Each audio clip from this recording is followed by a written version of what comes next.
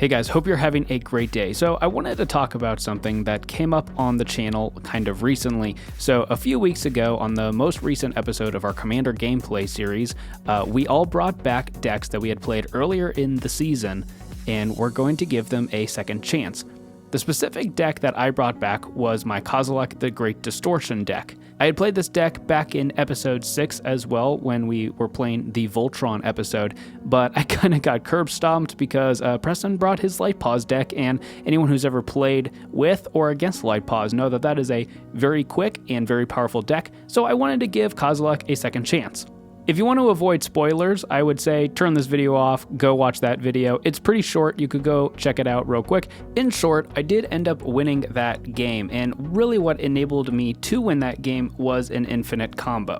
So let's go ahead and talk about that combo. So the first piece is Basalt Monolith, which for 3 colorless mana is an artifact that says it doesn't untap during your untap step. Then you can tap it to add 3 colorless mana, and for 3 colorless mana, you can untap it. That mixed with Forsaken Monument, which is a 5 mana legendary artifact that the important part that applies here is whenever you tap a permanent for colorless mana, add an additional colorless mana. So how this works is now the Basalt Monolith will tap for 4 mana, 3 of which you can use to untap it, and then you just keep doing that over and over again, and every time you do, you net 1 more colorless mana, thus creating infinite colorless mana. Now, infinite colorless mana by itself, yes, is very good, but eventually, especially in a colorless deck, you run out of things to do, so that by itself wouldn't have necessarily been problematic, but then I also had Staff of Domination in play, which obviously has tons of uses for that infinite colorless mana. Now, it's important to note that when I first built this deck, I just had all 3 of these cards in here because all of them by themselves are good. I had this deck together for almost 2 years before I even realized that Forsaken Monument and Basalt Monolith were an infinite combo together. Even with that said, I knew that some people would take offense to this, so I took to the community tab on our YouTube channel and asked what people thought about infinite combos in Commander, and it was honestly kind of a surprising answer. Specifically, I asked, are infinite combos okay in Commander? Defend your answer in the comments. And of the 163 votes that you guys submitted, 45% said yes, that infinite combos were okay.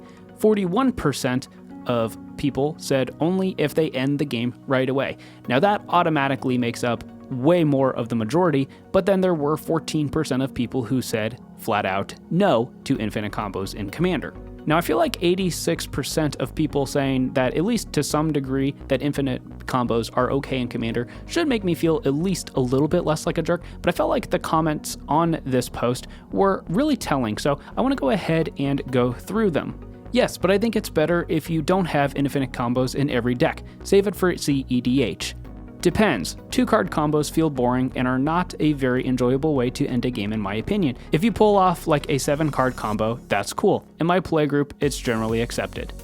I have only one deck that relies somewhat on combos, and that is my Ayara Mono Black Aristocrats deck that goes from Plague of Vermin to Yawgmoth Shenanigans. He was actually the first commander of the deck, but it was too oppressive and unfun, so I changed some things to make it more fair. I think it's powerful, but not entirely broken. I know a guy who plays Joyra Storm and who usually wins on turn 1 or 2, but does not play in cEDH pools. I just don't want to be that guy, you know? Any table not playing cEDH should avoid infinite combos. High synergy is fine, but if you end the game a few turns in, who will shuffle up and play again if they wanted to play casually? Yes, they're all right as long as they end the game. No point in taking time doing an infinite mana combo and passing turn. Like seriously, LOL. Only if your playgroup is cool with it. Smiley face. Rule 0. If a player takes 6 extra turns to then show an infinite loop, that is dog poop. Yeah, well, I mean, our friend Jason definitely knows a lot about looping extra turns over and over again. But I think that all of these are acceptable answers. I don't think that any of these people who commented are wrong about their thoughts or their opinions, but it does make me think of a couple things that I think are worth mentioning. First of all, I don't think that Rule 0 is necessarily a good argument. Now, if you are playing with more or less the same people most of the time, and even within that playgroup you have varying power levels, then yes, a good discussion of, do we want a faster game? Do we want a stronger game? Do we want a more casual game? That tends to work. But I don't know if you've noticed, but the average Magic player is a little bit socially awkward. And in these situations where the supposed Rule 0 is supposed to happen, and you are having that conversation with people that you don't know, and you don't know what their version of a 7 deck means, that can be really hard to have that conversation. And that's besides the fact that it's just kind of impractical to expect that discussion to happen every time you sit down with new people. I'm not saying never have the Rule 0 discussion, but I don't want that to always be everyone's scapegoat, easy out answer that it has kind of become. And then a reoccurring thing that people commented about, which I kind of agree with and we've talked about on our channel before, is that there should be more of a difference between cEDH and normal Commander. The fact that Flash, for instance, is banned in Commander is only because it has an infinite combo that goes with cEDH. And the fact that cEDH can come in and say, these are the cards you can and can't play with based off of how they play at our higher power level is atrocious, especially when we have cards like Dockside Extortionist, which are really problematic at the lower end of the table in power level, but they're kind of a necessary evil in cEDH. So I honestly kind of hate that cEDH and Commander are really feeding off of each other. I think it would be better in a perfect world that they break off and just become two entirely different formats, but that's not our decision to make, and hopefully maybe someday we could see that happen. Now, something I really enjoy about our Commander gameplay series is that a week after the new episodes come out,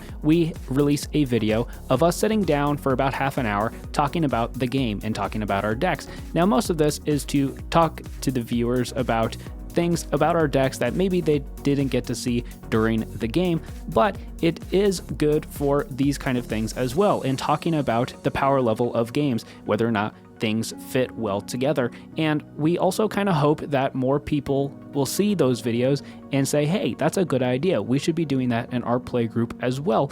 And that will also help prevent a lot of the feel bads moving forward. And if you watched that episode of End Step is what that show is called, then you also know that I was not the only person in that game who had an infinite combo. Tommy was playing the infinite combo that is Godo mixed with Helm of the Host, which that by itself is a infinite combo that is primarily played in cEDH. But Tommy was also using the same logic as I was, which is that these cards by themselves are just good in this deck, whether or not the combo gets assembled. So while I think that this is an appropriate conversation for everyone to continue having, and all of us will have our opinions kind of go in either direction over time, here's kind of where I am at this point. First of all, I am not taking that combo out of my Kozilek deck, and that is primarily just because colorless decks have a hard time for the most part assembling combos because they are limited to tutors. They're limited to ramp outside of mana rocks. They can't land ramp efficiently. Their card draw is not very good. And again, all three of those cards by themselves in isolation are just good in the deck. So that's where I stand on that deck, at least by itself. And as for Commander as a whole, here is my primary concern. Commander games tend to go really long because people just want to sit there and durdle and do their fun thing, which there is nothing wrong with that.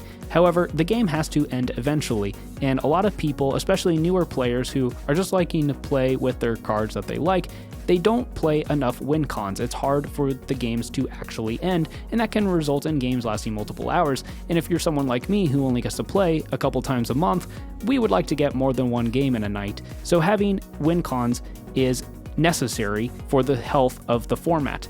Now, does that necessarily have to come in infinite combos? No, but I think the takeaway here is that you need to be playing some form of way to end the game. If that's an infinite combo, cool. If that's some kind of elf ball overrun effect, cool. But make sure that your deck has some kind of way to end the game efficiently. But then also, yeah, make sure that whatever your combo is, make sure that all of the pieces are just good in your deck by themselves. Don't just be like, okay, the entire point of the deck is these two cards. I'm going to tutor for these two cards and end the game on turn 4. Yeah, I agree. Save that for cEDH. But if you're just playing high synergistic cards that tend to combo together, then that is fine by me, and that is fine by my playgroup. But that is going to be all for me today. I hope that this video was at least somewhat insightful and helpful in articulating the concept of infinite combos in a casual format. If there's any important part of the argument that you feel like didn't get touched on today, feel free to leave a comment and we can keep the conversation going. Just be nice to each other. Otherwise, make sure you're subscribed, check out our other videos, lots of other cool stuff coming in the future. See you around.